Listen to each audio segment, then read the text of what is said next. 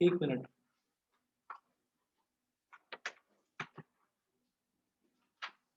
Light is a form of energy. फिर हम ये देखेंगे कि भाई ऑब्जेक्ट जो है वो कितनी तरीके के होते हैं। एक होता है ल्यूमिनस ऑब्जेक्ट और एक होता है नॉन ल्यूमिनस ऑब्जेक्ट। कभी कभी एक नंबर में इनकी डेफिनेशन पूछ ली जाती है। तो दो तरीके के ऑब्जेक्ट्स होते हैं, objects are of two types. वैसे तो देखिए ऑब्जेक्ट्स वैसे तो न जाने कितनी तरीके के होते हैं, लेकिन लाइट को अगर ध्यान में रखा जाए तो इफ कंसर्न अबाउट लाइट, तो अगर लाइट के कंटेक्स्ट में अगर मैं देखूं तो ऑब्जेक्ट्स दो तरीके के होते हैं। एक को बोल देते हैं ल्यूमिनस ऑब्जेक्ट, LUMINUOUS। बोलो। और वो जो स्टिकर्स नहीं होते वो दीवार पे चिपकाते वो कुछ टाइप के होते वो उसमें ना रेडियम वाला एक मटेरियल लगा रहता है जो चमकते हैं। तो फिर वो ल्यूमिनस होते हैं नॉन ल्यूमिनस? वो नॉन ल्यूमिनस होते हैं। एक वो स्टिकर नहीं होते जिनको लगा देते हैं दीवार पर और रात में वो चमकते हैं। सर जो रोडों पे कभी हाँ हाँ वही बात। ल्यूमिनस और नॉन ल्यूमिनस ऑब्जेक्ट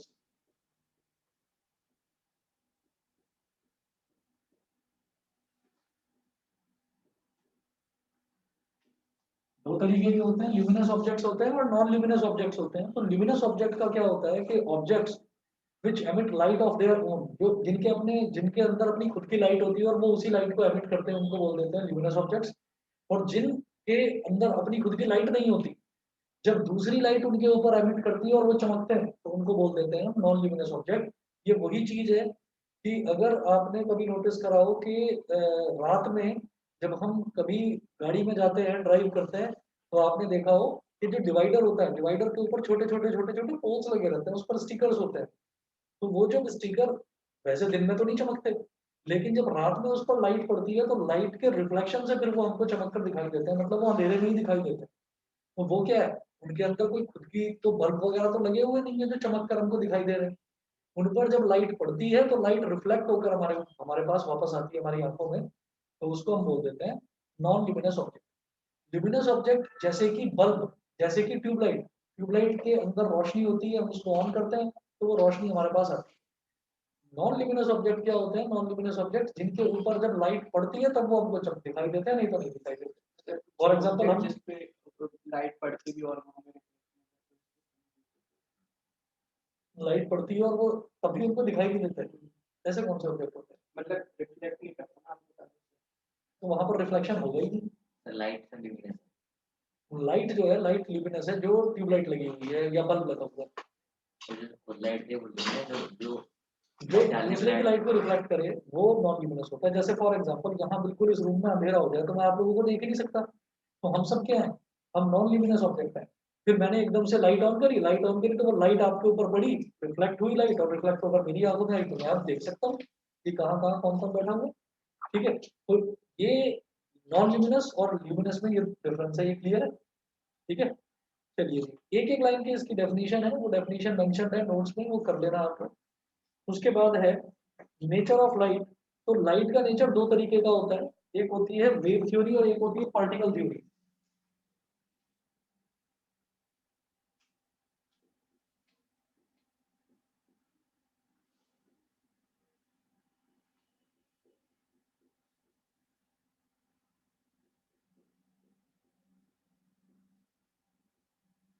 एक होती है वेव थ्योरी और एक होती है पार्टिकल थ्योरी।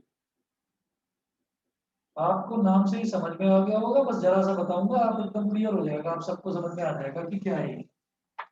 वेव थ्योरी में क्या है कि वेव थ्योरी ये कहती है कि लाइट जो है वो लाइट लाइट को क्या मैं पकड़ तो सकता नहीं लाइट को, है ना, लाइट को सिर्फ महसूस किया जा सकता है।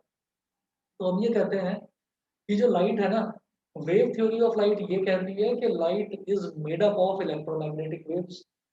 पार्टिकल थ्योरी ये कहती है कि light is made up of small small particles where the smallest particle is known as photon.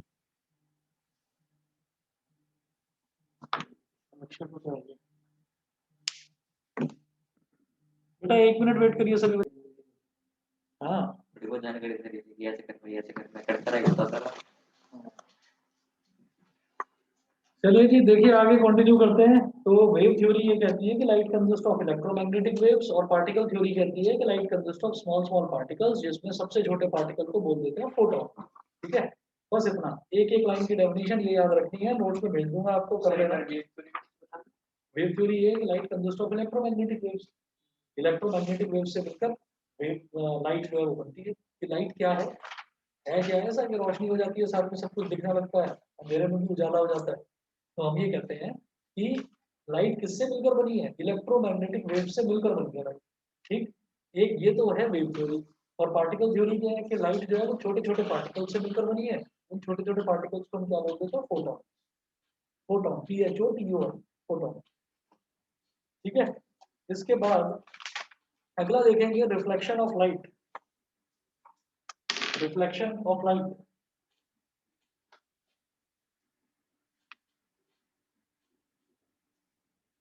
Sir इसकी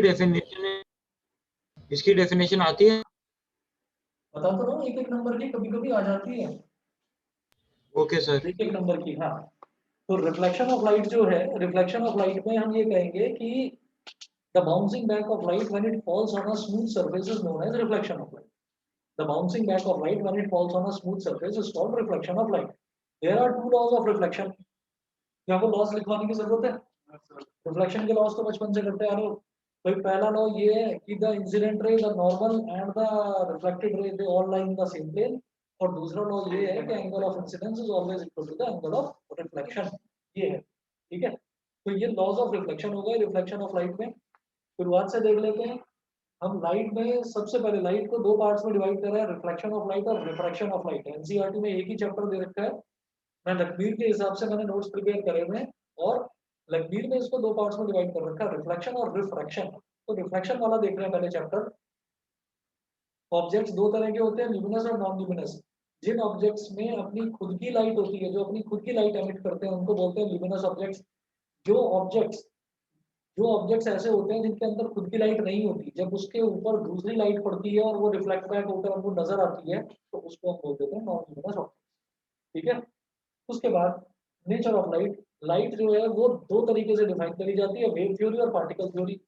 वेव थ्योरी ये कहती है कि light is made up of small particles, sorry, light is made up of electromagnetic waves. और particle theory ये बोलती है कि light is made up of small small particles, the smallest particle is known as a photon. Reflection of light, the bouncing back of light when it is incident on a smooth surface is known as reflection of light. Reflection के दो laws होते हैं. First law, the incident ray, the normal and the reflected ray all lie in the same plane. और second law, the angle of incidence is always equal to the angle of reflection. तो ये शुरुआत के 3-4 pages में यही चीज आपको explain कर रखी है। इनकी सिर्फ और सिर्फ डेफिनेशन करनी है, बहुत ज्यादा डिटेल में नहीं जाना है। उसके बाद फिर है दो तरीके के रिफ्लेक्शन भी होते हैं। एक होता है रेगुलर रिफ्लेक्शन और एक होता है डिफ्यूज रिफ्लेक्शन। लक्ष्य समझ में आ रहा है?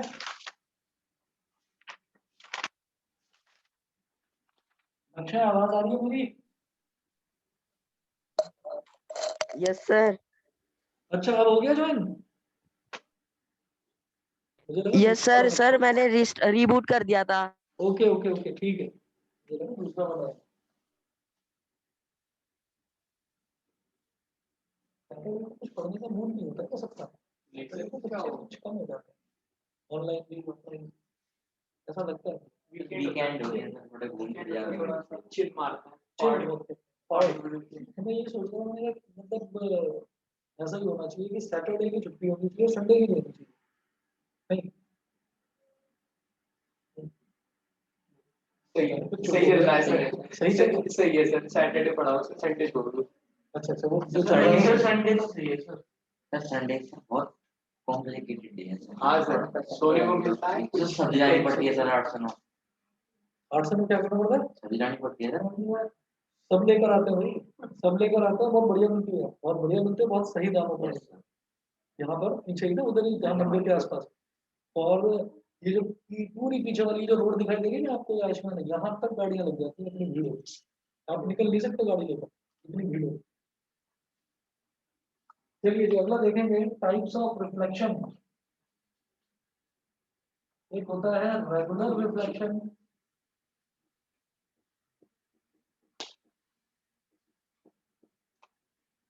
और एक होता है डिफ्यूज रिफ्लेक्शन।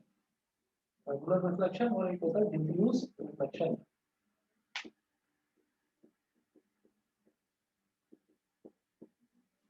रेगुलर रिफ्लेक्शन और डिफ्यूज रिफ्लेक्शन। अब जो रेगुलर रिफ्लेक्शन है, रेगुलर रिफ्लेक्शन में ये कहते हैं कि when reflection takes place on a smooth surface then it is known as regular reflection. क्या होता है कि जैसे मान लीजिए एक ये सरफेस है, प्लेन सरफेस है, प्लेन सरफेस को ऐसे दिखाते हैं कि इधर से तो प्लेन है ही और पीछे हमने इस पर पॉलिश कर रखी है।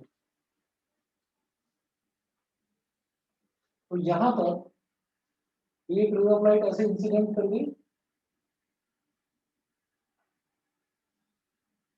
और फिर रिफ्लेक्ट होकर ऐसे आ गई, फिर दूसरी रे ऑफ लाइट डाली, वो ऐसे इंसिडेंट करी, ऐसे आ गई, फिर तीसरी रे ऑफ लाइट ऐसे डाली और ये ऐसे आ गई। ठीक है, तो क्या होता है कि इसमें इंसिडेंट रे भी एक दूसरे के पैरेलल होती हैं और जो रिफ्लेक्टेड रे होती हैं वो भी एक दूसरे के पैरेलल होती हैं रेगुलर रिफ्लेक्शन में। क्यों?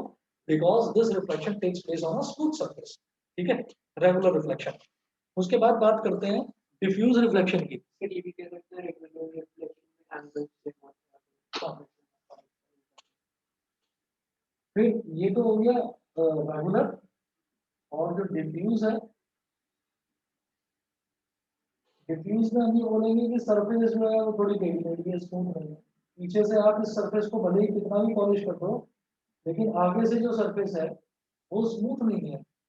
ठीक है, तो इस पर जब हम कोई भी लाइट इंसिडेंट कराएंगे तो जो लाइट हम इंसिडेंट कराते हैं, मान लीजिए हमने 2-3 लाइट रेज इंसिडेंट कराए, तो वो जो दोनों तीनों लाइट रेज हैं वो आपस में तो पैरेलल हैं। मतलब इंसिडेंट लाइट रेज तो पैरेलल हो सकती है क्योंकि वो तो मेरे हाथ में, इंसिडेंट तो मैं कराऊंगा। लेकिन उसके बाद जब वो टकरा के रिफ्लेक्ट होगी तब वो पैरेलल नहीं होगी। क्यों? क्योंकि स्मूथ सरफेस नहीं है। यहाँ देखिए थोड़ा उभरा हुआ है या ज्यादा उभरा हुआ है, यहाँ थोड़ा अंदर गहराई है। तो आप ये देखेंगे कि यहाँ पर ऐसा हो गया, रिफ्लेक्ट होगा, यहाँ जो है यहाँ पर इस तरीके से हो गया कि ये आपस में जाकर मिल जाएंगे और यहाँ पर ऐसे हो गया। तो हम ये कहेंगे कि ये जो है यहाँ पर हमारी जो रिफ्लेक्टेड रेज है, रिफ्लेक्टेड रेज में पैरेलल नहीं है लेकिन इंसिडेंट रेज पैरेलल। तो दो तरीके के रिफ्लेक्शन हो गए, एक हो गया रेगुलर रिफ्लेक्शन और एक हो गया हमारा डिफ्यूज रिफ्लेक्शन। रेगुलर रिफ्लेक्शन में बोलते हैं when reflection takes place on a smooth surface then incident rays are parallel to each other but reflected rays are also parallel to each other. ये तो रेगुलर में हो गया। और डिफ्यूज में when reflection takes place on a rough surface, ठीक, तो on a rough surface हम ये बोलेंगे कि incident rays are parallel to each other but reflected rays are not parallel to each. Clear है? चले आगे। चलिए जी, तो ये हो गया रेगुलर और डिफ्यूज में अंतर।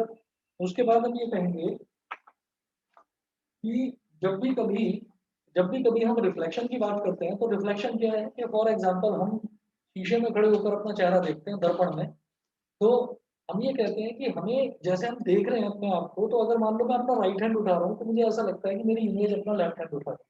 ठीक है, अगर मैं राइट की पार्टीशन करके अपने बाल इधर करता हूँ तो मुझे लगता है कि मेरी इमेज ने लेफ्ट का पार्टीशन कर रखा है। तो आप ये देखिएगा, इसको हम बोलते हैं lateral inversion. Lateral inversion, lateral inversion का मतलब क्या है कि चीज जो है वो इन्वर्टेड नजर आती है मेरे को, लेकिन लेटरली, लेटरली मतलब राइट का लेफ्ट, लेफ्ट का राइट। ठीक, अगर मान लीजिए वर्टिकल इन्वर्जन की बात करें, ऊपर का नीचे, वर्टिकल इन्वर्जन का मतलब हो जाता है ऊपर का नीचे, मतलब कि हम सीधे खड़े हुए हमें अपना सर नीचे और पैर ऊपर दिखाई दे रहे हैं। ठीक है, तो उसको हम ये बोल देते हैं वर्टिकल इन्वर्जन। तो इस तरीके से हम इमेजेस को दो तरह से डिवाइड करते हैं। दो तरह की इमेज होती है, एक कहलाती है रियल इमेज और एक कहलाती है virtual images are of two types.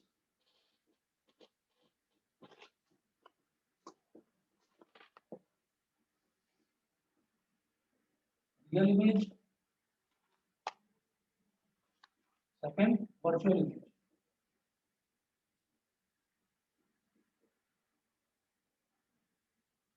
Real image और वर्चुअल इमेज। अब आप इसमें ये देखिएगा कि अब मैं रियल इमेज की बात करता हूँ और वर्चुअल इमेज की बात करता हूँ। फॉर एग्जाम्पल हमने क्या करा कि मान लीजिए कोई फिल्म स्टार है, उसकी फिल्में बन रही हैं, तो उसकी जो जितनी भी फिल्में हैं वो सारी की सारी एक रील में या किसी सीडी में या किसी डिस्क में कहीं पर भी स्टोर हो गई। वो इधर से उधर कहीं भी चला जाए, ठीक है, वो मर जाए तो भी उसकी फिल्में तो बनी हुई है, तो फिल्में तो कभी भी हम देख सकते हैं। तो ऐसी इमेज को हम ये बोलते हैं रियल इमेज। जैसे कि फोटोग्राफ, फोटोग्राफ क्या है?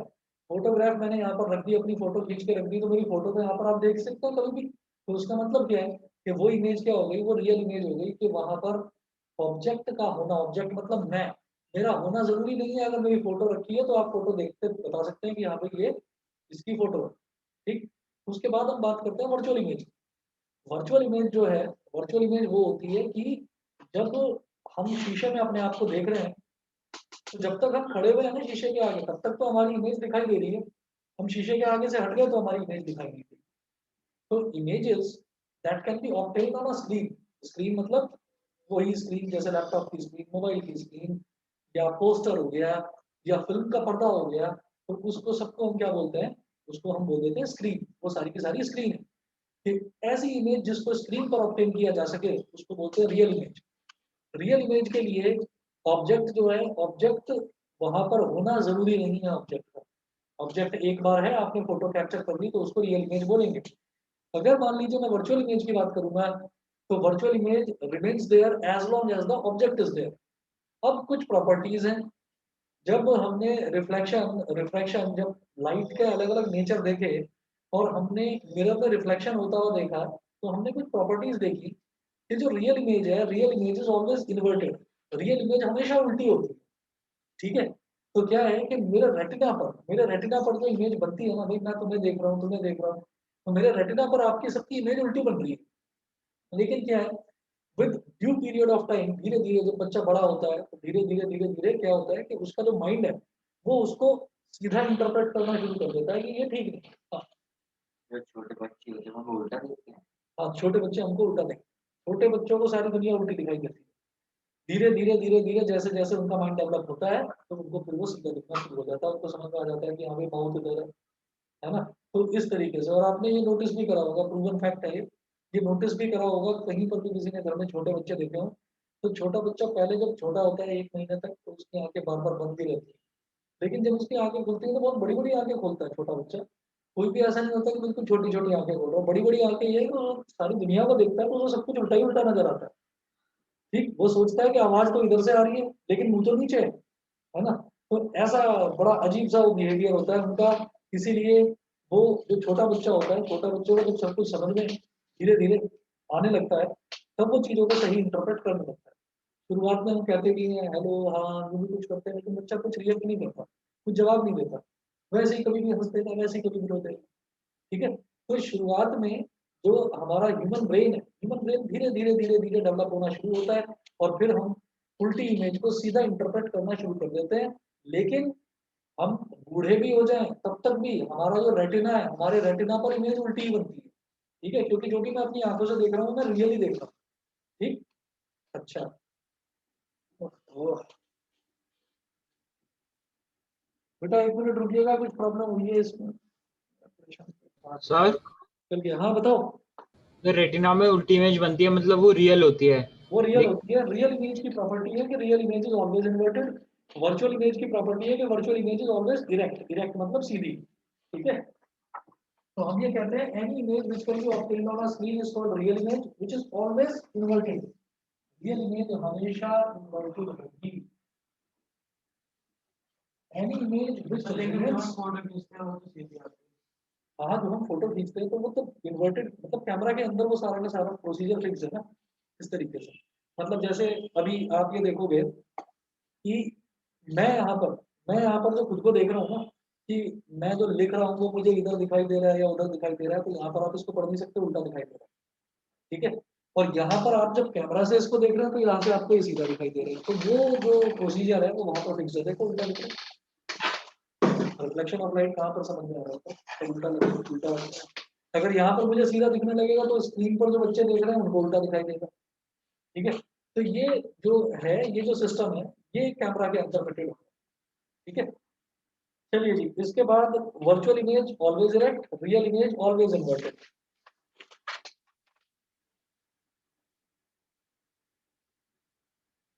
फिर image formation of a point object, अगर कोई पॉइंट ऑब्जेक्ट है पॉइंट के बराबर है कोई ऑब्जेक्ट, तो उसका इमेज फॉर्मेशन कैसे होता है।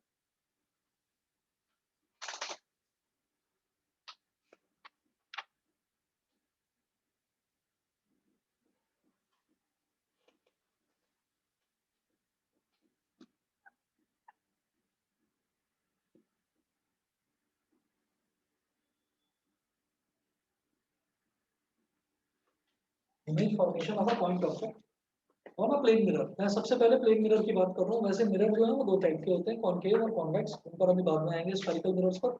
सबसे पहले प्लेन मिरर की बात करते हैं। तो प्लेन मिरर में हमने बोला यहाँ पर प्लेन मिरर है ना?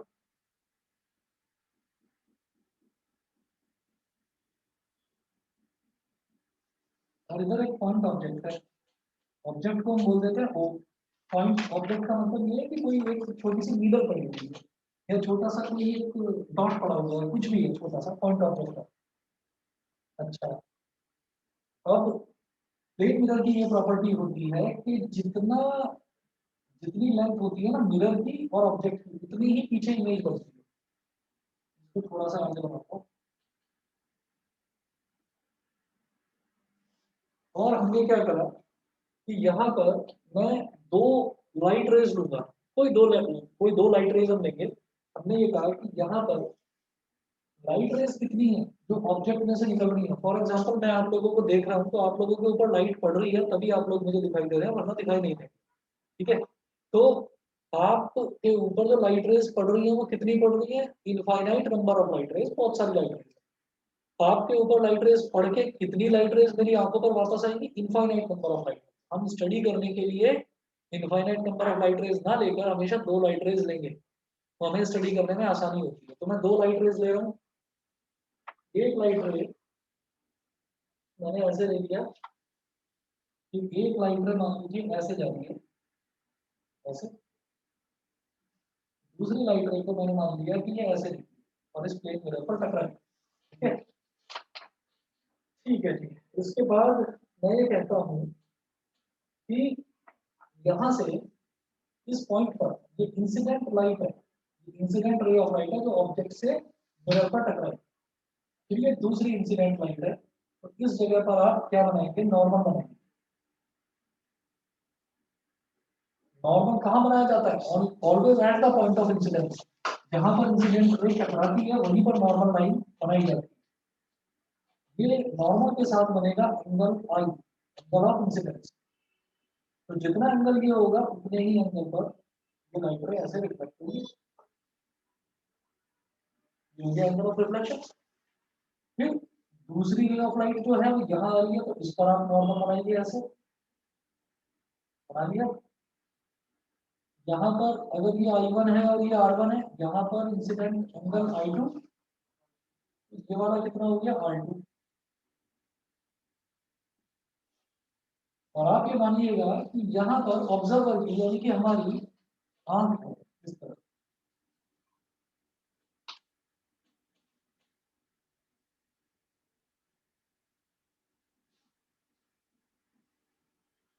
ऑब्जर्वर्स आई।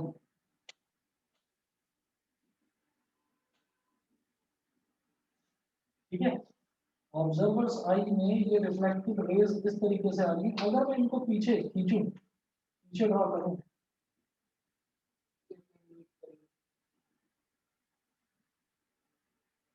ये कहाँ मीट करेंगी, जितना ये ये जो डिस्टेंस है, अगर मान लीजिए ये वाला डिस्टेंस कैपिटल डी है, ठीक है, तो ये वाला डिस्टेंस भी कैपिटल डी ही होगा, ये डिस्टेंस सेम होगा। मतलब ऑब्जर्वर की जो आई को ये इमेज दिखाई दे रही है वो कहाँ दिखाई देगी, ऑब्जेक्ट जितना आगे है उतनी ही पीछे इमेज दिखाई देगी। समझ गए।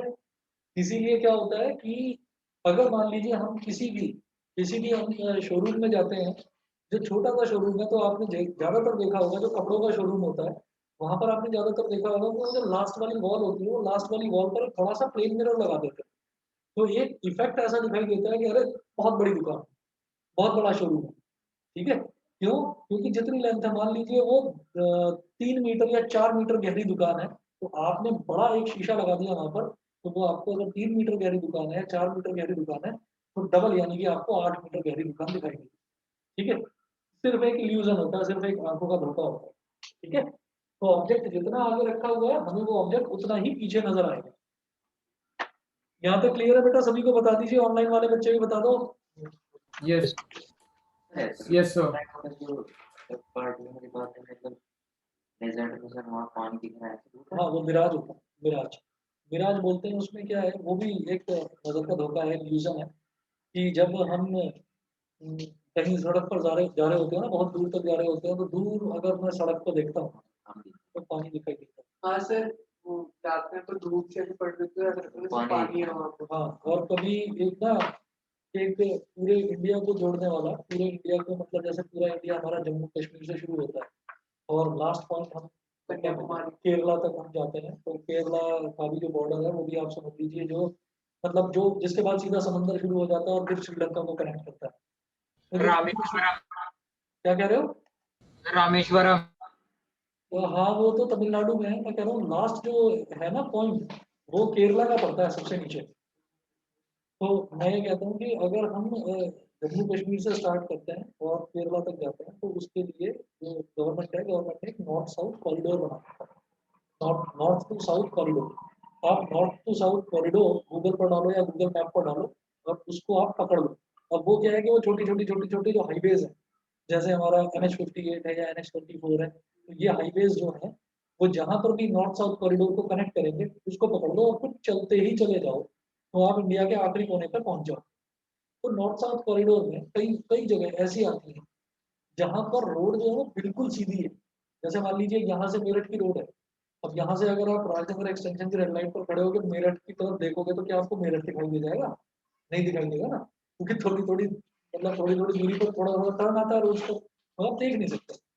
ठीक इसी तरीके से जो नॉर्थ साउथ कॉरिडोर है वो बहुत चौड़ी सड़क है, बहुत ज्यादा चौड़ी सड़क है। उसमें जब हम देखते हैं वो बिल्कुल सीधे तक बहुत दूर तक आपकी नजर जाती है, तो दूर ऐसा लगता है जैसे पानी पानी हो। ठीक है, और ऐसा भी लगता है कि रोड ऐसे सीधी सीधी सीधी सीधी ऐसे जाती है ऊपर को मुड़ रही है। ऐसा लगता है कि रोड ऐसे स्ट्रेट नहीं जा रही, जाते जाते जाते जाते ऐसे मुड़ रही है। ठीक है, वो हल्का सा जो कर्व नजर आता है उससे एक चीज तो ये क्लियर हो जाती है कि हाँ, जो ह्यूमन बॉडी है, जो ह्यूमन आई है, उसका जो पावर पॉइंट है वो क्या है, इंफिनिटी है। कि मैं कहाँ तक देख पा रहा हूँ, पता नहीं कहाँ तक मेरी नजर जा रही है, कहाँ तक मैं देख पा रहा हूँ, और वहां मुझे कुछ नहीं दिखाई दे रहा, पानी पानी पानी पानी नजर आता है। That effect is mirage. जो पानी पानी सा दिखाई देता है हमको। और जो दूसरा है वो जो कर्व रोड नजर आती है, उससे ये समझ में आ जाता है कि जो अर्थ है ना वो सीधी नहीं है, वो सीधी नहीं है, अर्थ कर्व्ड है। मतलब अर्थ एक स्फीयर सर है, सर बहुत सारी फोटोज होती है, वो रोड होती है, वो ऐसे दिखती वो है ऐसे ऊपर दिखाई की देती तरफ। है। हाँ, तो ये कभी भी अगर जाएंगे, कभी किसी बड़े उस पर हाईवे वगैरह पर सर जाएंगे एक तो वहाँ पोस्ट देखी थी मैंने उसमें, ऐसे तो उसको लिखा रहता हाईवे टू। पर वो सारे हाईवे हेलो जाते हैं। ऐसे था ना, ऐसे ऊपर था, ऊपर सूरज बना हुआ था एक। हाईवे पर स्पीड लिमिट नहीं होती ना, बता दो पूरी। है ना?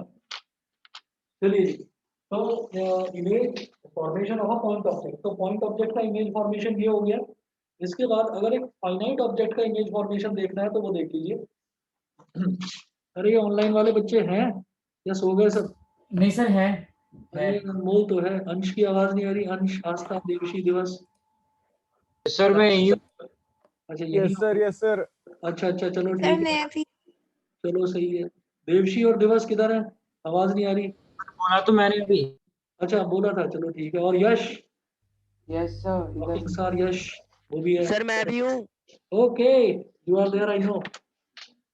चलो जी, रॉकिंग स्टार यश की कीजिए। ये बता रहा हूँ नजर से। सर आप फिर रखोगे पिता है, सर ने रखी थी पहले। बहुत बड़े फैन है सर। तब तक कोरोना नहीं। उसमें क्या है कि उसको कराने के लिए जाना पड़ता है ज्यादातर नाइट के पास, तो इसलिए कम ही जाओ तो अच्छा।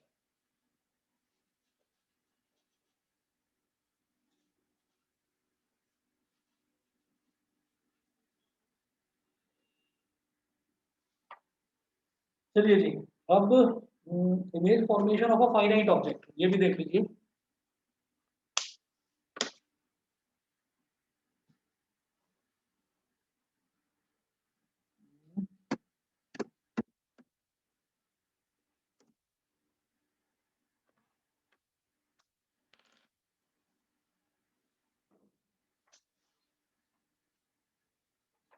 Image formation by the finite object.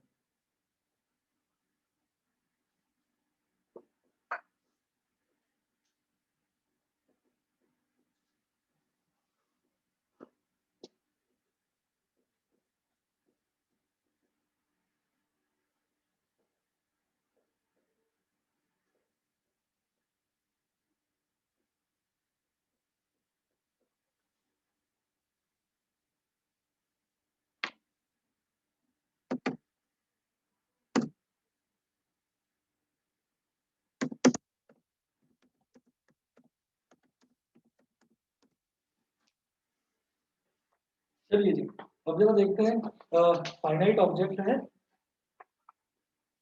Finite object का मतलब क्या है? पॉइंट ऑब्जेक्ट का मतलब एक डॉट के बराबर होता है। फाइनाइट ऑब्जेक्ट मतलब उसकी कुछ लेंथ है। तो फाइनाइट ऑब्जेक्ट को लेकर आगे बहुत सारे इमेज फॉर्मेशन के हमको रूल्स देखने हैं।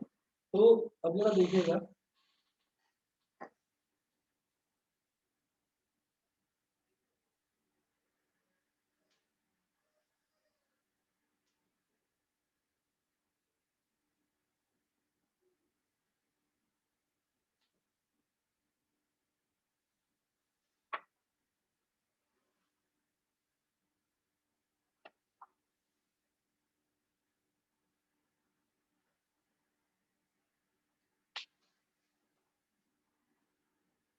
एक फाइनाइट ऑब्जेक्ट ऐसे है, इसको मैंने बोल दिया ए और इसको बोल दिया बी। जब भी कभी हम कोई ऑब्जेक्ट बनाएंगे ना, तो ऑब्जेक्ट को ऐसे ही बनाएंगे जैसे कि एक एरो हो, है ना। तो उसमें ऑब्जेक्ट का जो टॉप पोजीशन है वो तो ये हो जाएगा एरो की तरफ वाला ए, और ये जो इसकी टेल है ये हो जाएगा बी। ठीक। उसके बाद देखिएगा कि इमेज बनाने का तरीका जो है वो बिल्कुल सेम रखेंगे हम, कि कोई ना दो रेज ऑफ लाइट लेंगे। तो दो रेज ऑफ लाइट किस तरीके से देखिएगा, एक रे ऑफ लाइट तो मैं ऐसे ही लूंगा, यहाँ से हेड से निकलती हुई एक रे ऑफ लाइट ऐसे लिया मैंने, क्योंकि इस डायरेक्शन में जा रही है, इसी डायरेक्शन में वापस आएगी। मतलब जब भी परपेंडिकुलर डायरेक्शन में होगा ना, जब भी इंसिडेंट रे परपेंडिकुलर डायरेक्शन में जाएगी, तो वो एंगल ऑफ इंसिडेंस और एंगल ऑफ रिफ्लेक्शन तो कुछ बना ही नहीं है, यानी कि नॉर्मल और इंसिडेंट रे दोनों सेम ही हो गई। तो जब भी कभी 90 डिग्री के डायरेक्शन पर जाती है तो वो रिफ्लेक्ट बैक होकर ऐसे ही वापस आ जाती है। लेकिन जितनी दूर है उतनी दूर तक तो पीछे जाएगी। एक डॉट तो यहाँ पर, ये एक रे ऑफ लाइट होगी, दूसरी रे ऑफ लाइट हमने यहाँ पर ली, ये फिर मैंने एक एंगल पर ले ली। तो यहाँ पर आप नॉर्मल बनाइए, ये अगर एंगल ऑफ इंसिडेंस हो गया I1, ये एंगल ऑफ रिफ्लेक्शन हो जाएगा R1, और इसको अगर पीछे एक्सटेंड करें तो वो इस पॉइंट पर जुड़ जाएगा। ठीक है, पहला तो ये हो गया कि हेड से निकलती हुई मैंने एक रे ऑफ लाइट ये और एक रे ऑफ लाइट ये। इसी तरीके से जो टेल है, टेल से निकलती हुई एक लाइट ऐसे, और ये लाइट भी ऐसे यहाँ तक जाएगी, और दूसरी लाइट ऐसे थोड़ा ऑब्लिकली, ऑब्लिकली मतलब एट एन एंगल, ये दिखाया। तो यहाँ पर आप एक नॉर्मल दिखा दीजिए, तो ये एंगल ले लो I2, ये एंगल ऑफ रिफ्लेक्शन इक्वल हो जाएगा R2, I2 और R2 इक्वल होंगे। अब ये भी ऐसे पीछे एक्सटेंड करेंगे तो यहाँ मिल जाएगी। तो आप ये देखिएगा कि जो हेड है, हेड की इमेज यहाँ बन गई और टेल की इमेज यहाँ बन गई। इसी तरह से बीच के जितने भी पॉइंट्स हैं सबकी इमेज उतनी उतनी डिस्टेंस पर बनती जाएगी। तो जो हमारी इमेज है वो ऐसे बन जाएगी। इसको मैं बोलूंगा ए डैश, इसको मैं बोलूंगा बी डैश, ए बी और बी डैश बी डैश। अब पता है क्या है, अब आप ये देखिएगा कि जब भी कभी वर्चुअल इमेज बनेगी ना, तो वर्चुअल इमेज को हमेशा, ये कन्वेंशन है कि वर्चुअल इमेज को हमेशा हमें क्या बनाना है, डॉटेड बनाना। ठीक है, वर्चुअल का मतलब अगर आप डिक्शनरी में मतलब देखेंगे तो वर्चुअल का मतलब होता है नकली। नकली का मतलब ये है कि जब तक ऑब्जेक्ट वहां पर है तब तक तो वो इमेज दिखाई देगी, नहीं तो नहीं दिखाई देगी। तो हॉरर फिल्म वाला नहीं है कॉन्सेप्ट। हॉरर फिल्म में एक वो सीन होता ही है ना, हर हॉरर फिल्म कि हाँ वो हीरो या हीरोइन जो भी है वो जाता है ऐसे मुंह धोता है अपना वॉश बेसिन में, फिर ऐसे झाँकता है तो पता चला कि उधर इमेज उसकी बनी रह गई, वो नीचे झुक गया। नहीं समझे? समझ आ गया सर, समझ के अब संभल कर जाना, यहाँ से क्लासिक करना, तेरा भी हो रहा है। ठीक है ना? एक स्टूडेंट आता था, वो क्लासिक के उधर कुछ पेड़ वेड़ थे, वहां पर बंदर थे, वो बंदर उसके पीछे पड़ गए थे, तुम ध्यान सर देंगे उसको। सर आप उल्टे आ रहे हो सर। हाँ टेक्नोलॉजी का हाँ सर वो है अच्छा सर। अच्छा, चलो ठीक है। और ध्यान रखना स्कूटी ना खराब हो जाए 4 बजे वाले बैच की तरह।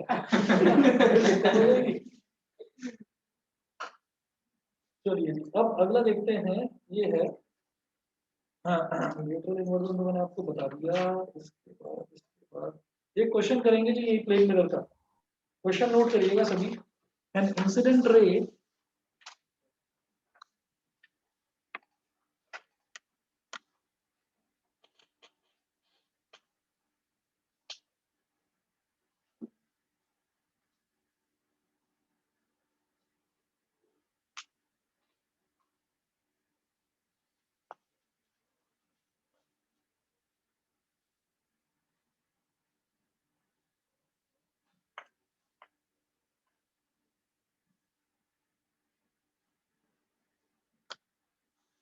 सर बोलो सर एक डाउट है बोलो।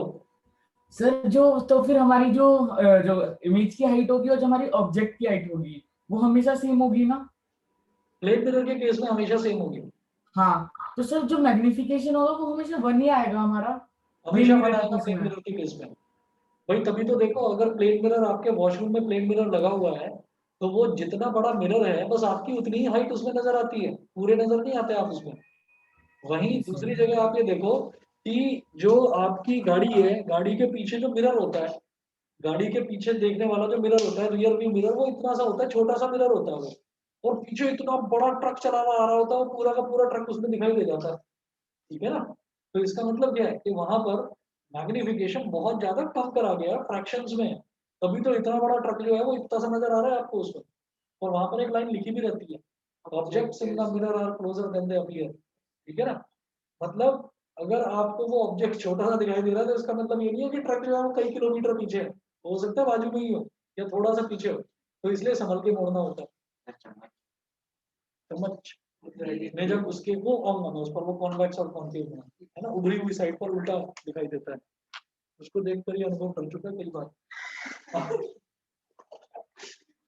चलिए अगला देखते हैं।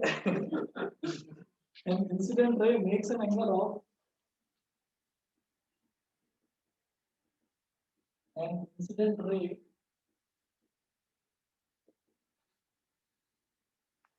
an incident ray makes an angle of 35 degree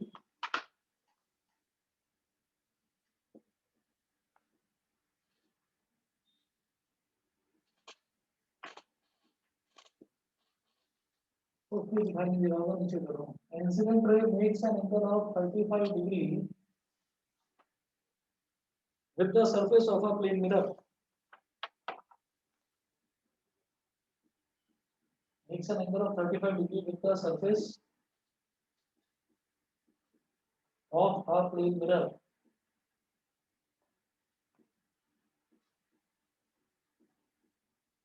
An incident ray makes an angle of 35 degree with the surface of a plane mirror. Full stop.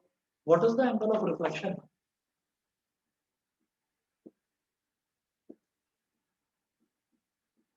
What is the angle of reflection?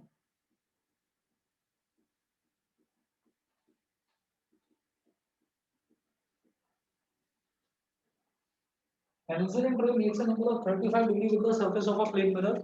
तो आप ये देखिएगा, ये अच्छा question है। इसमें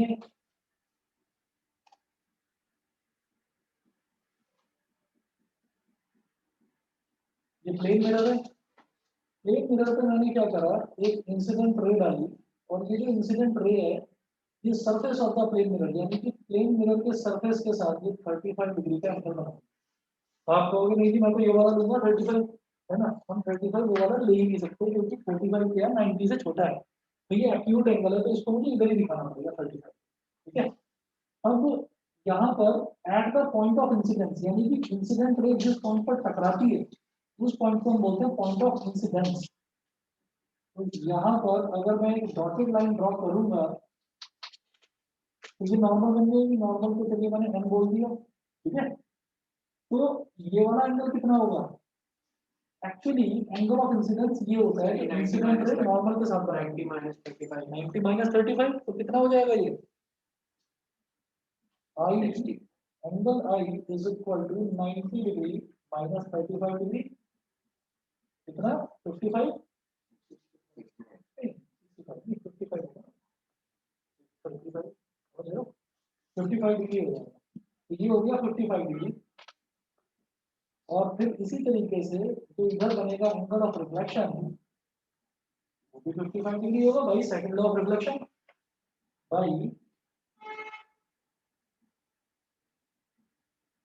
second law of reflection,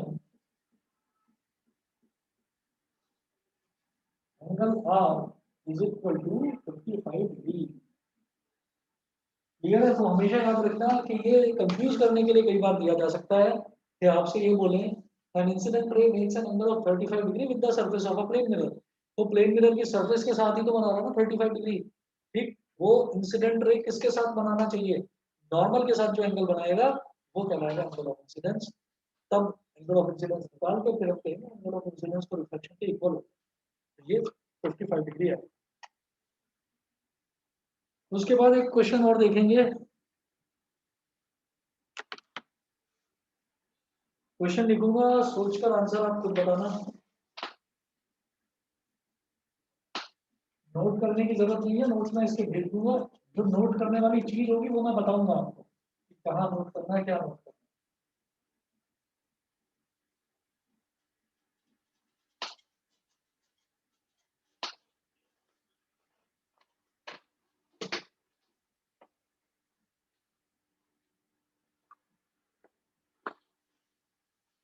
question है, David is observing his image in a plane mirror.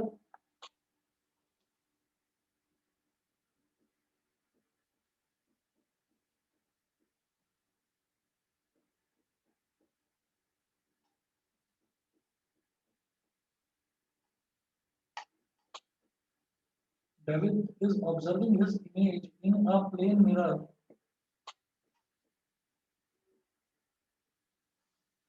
David is observing his image in a plane mirror, full stop. The distance between the mirror and his image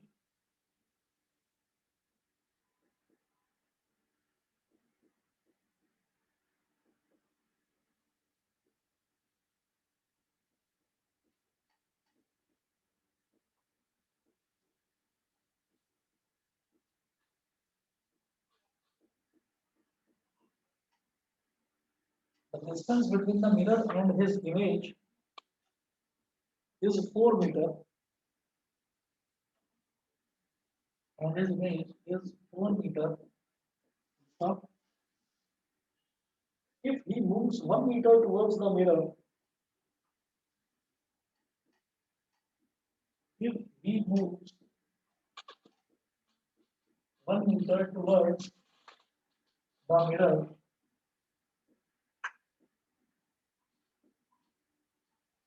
if he moves 1 meter towards the mirror, then the distance between David and his image will be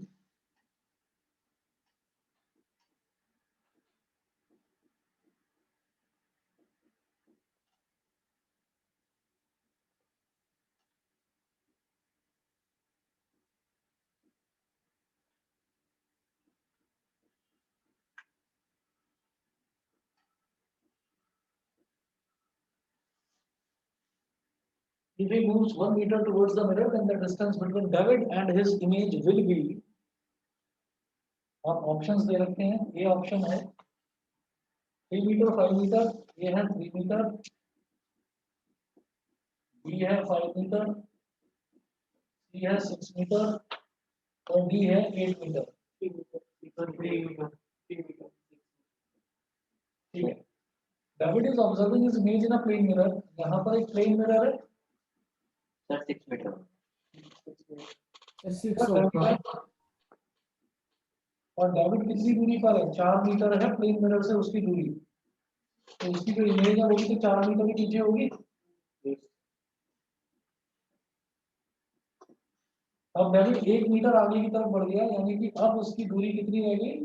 3 metre इधर, और जो image है, image भी तो 1 metre आगे बढ़ गई होगी, फिर दोनों की दूरी कितनी हो गई? और टोटल 6 मीटर, यानी कि सी ऑप्शन जो है वो करेक्ट ऑप्शन है।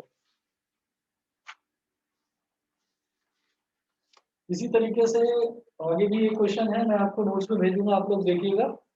आज इतना ही करते हैं और कल रख लें बस, कैसे कल रख लें क्लास।